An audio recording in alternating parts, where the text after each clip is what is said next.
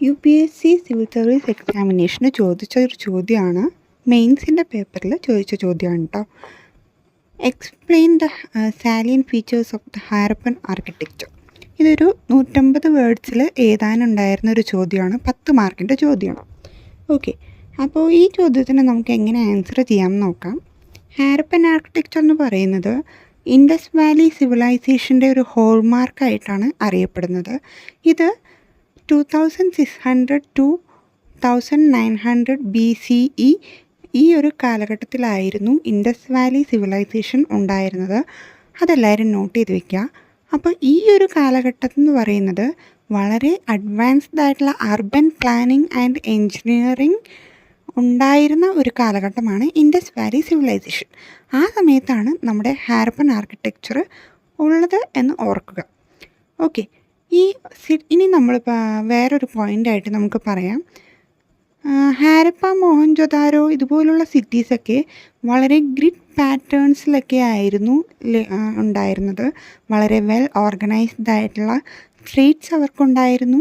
വേറൊരു salient feature എന്ന് പറയുമ്പോൾ ബേക്ക്ഡ് ആയിട്ടുള്ള ബ്രിക്സ് ആയിരുന്നു അവർ ഉപയോഗിച്ചിരുന്നത്. വളരെ യൂണിഫോം ഇൻ സൈസ് ആയിട്ടുള്ള ബേക്ക്ഡ് ബ്രിക്സ് ആയിരുന്നു അവർ കൺസ്ട്രക്ഷൻ പർപ്പസിന് വേണ്ടി ഉപയോഗിച്ചിരുന്നത്.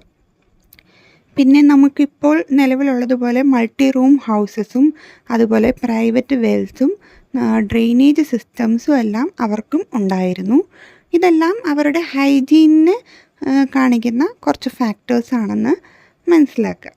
ഓക്കെ, പിന്നെ നമുക്ക് വേണമെങ്കിൽ പറയാം, മോഹൻജൊദാരോയിലുള്ള ഗ്രേറ്റ് ബാത്ത് അന്നത്തെ കാലഘട്ടത്തിലുണ്ടായിരുന്ന പബ്ലിക് ആർക്കിടെക്ചറിനെ ആ ഒരു ഇമ്പോർട്ടൻസിനെ വളരെയധികം എക്സംപ്ലിഫൈ ചെയ്യുന്നുണ്ട്.